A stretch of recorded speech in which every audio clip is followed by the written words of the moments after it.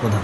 নবদ্বীপ ব্লকের জমি মাফিয়া মধুসূদন সেন, বিজেপির মণ্ডল সভাপতি এবং সিপিএমের কৃষি সেলের সভাপতি বিধান ঘোষ এবং আরেকজন জমি মাফিয়া যতীন দেবনাথ, তারা দীর্ঘদিন ধরে এই দক্ষিণ কলাতলা, উত্তর কলাতলার বিভিন্ন প্রান্তে তারা বিভিন্ন মানুষের কাছ থেকে জমি অল্প টাকায় কিনে, জলা জমি কিনে তারা বেশি দামে বিক্রির আশায়, প্রমোটারিং করার আশায় তারা দীর্ঘদিন ধরে এরকম জায়গাগুলোকে ভরাট করে চলেছে। আমরা গ্যারান্টি দিয়ে বলতে পারি যে আমাদের পঞ্চায়েত থেকে কোনো এনওসি দেওয়া হয়নি। এবং যে মিথ্যা কথাটা প্রচার করছে যে রয়্যালটি দিয়ে তারা মাটি ভরিয়েছে তারপরে এসে করেছে, কিন্তু পুরোপুরি মিথ্যে। রয়্যালিটি নয়, ট্রেনে উঠলে টিকিট কেটে উঠতে হয়, টিকিট কেটে না উঠলে কি হয়? ফাইন হয়। সেই রয়্যালিটিটা ওদের হচ্ছে, এটা রয়্যালিটি নয়, ওরা প্ল্যানটি দিয়েছে, চুরি করে মাটি ভরাট করতে গিয়েছিল, বিএলওর হাতে ধরা পড়েছে, সেই ধরা পড়ার কারণে এটা ফাইন দিয়েছে। আজকে দাঁড়িয়ে দীর্ঘ বহু বছর ধরে এখানকার যারা চাষিরা তারা দীর্ঘ 50 বছর ধরে তারা বলছে যে 100 বছর ধরে সেখানে জলাশয়, মানুষ পাট চাষ করে, পাট জাগ দেয়, দীর্ঘদিন ধরে তারা এটা দেখে আসছে। হঠাৎ করে রাতের অন্ধকারে জমি মাফিয়ারা সেই মাটি ভরাট করে তারা প্রমোটারিং করবে।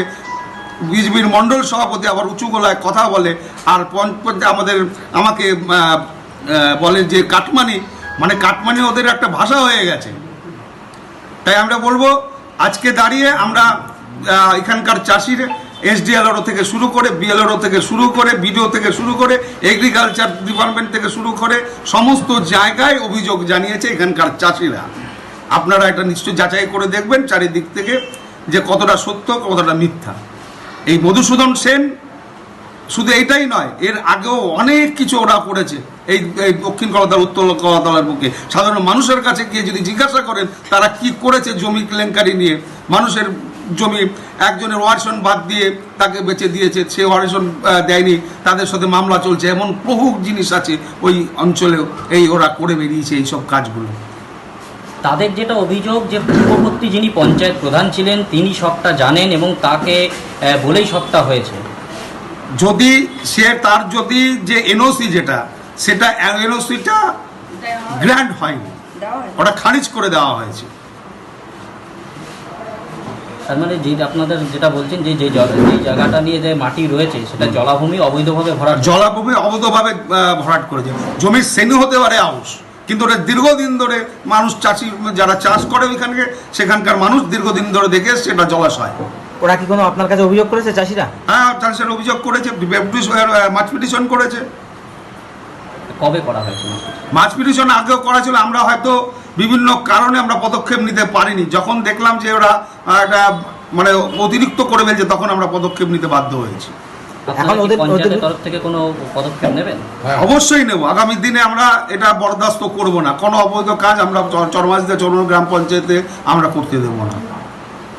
সেক্ষেত্রে আগের দিন যেটা দেখা গেল যে ওইখানে যে জমিতে মাটি কাটছে, এটা চাষি মহল তাদের মানে উত্তেজনাকে ধরে রাখতে পারিনি, তারা সেটা করতে বাধ্য হয়েছে।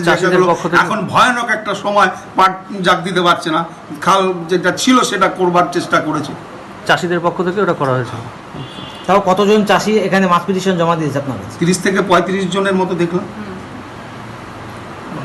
সেক্ষেত্রে পঞ্চায়েত এখন কি চাইছে ওই জমিটি? পঞ্চায়েত চাইছে যেটা পুনরায় যেটা জলা জমি ছিল সেই জলা জমিতে ফিরে আসুক, এবং পাবলিকও তাই চায়। আপনারা বিএলআরকে জানিয়েছেন এটা? অবশ্যই বিএলআরকে জানিয়েছি, শুধু বিএলআর না, এসডিএলআরকে আমরা চিঠি করেছি, আমরা চিঠি করি, প্লাস পাবলিক যে মাছ পিটিশন দিয়েছে তার সাথেও আমরাও চিঠি করেছি।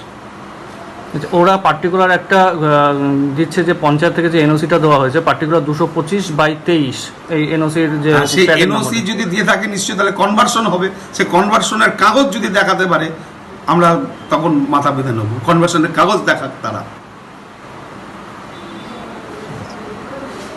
মানে ওটা অ্যাকচুয়ালি যে আজকে জলা জমি হোক, আউশ জমি হোক, মাটি ভরাট করা যায় না এনওসি ছাড়া, কনভার্সন ছাড়া।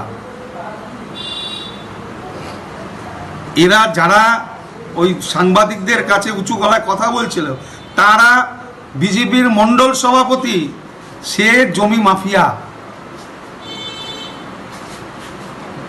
তাই আমাদের চরমাঝদা চরণ গ্রাম পঞ্চায়েতের মাননীয় আমাদের প্রধান, আমি তৃণমূল কংগ্রেসের, আমাদেরকে বদনাম করবার জন্য তারা এই চক্রান্ত করেছে।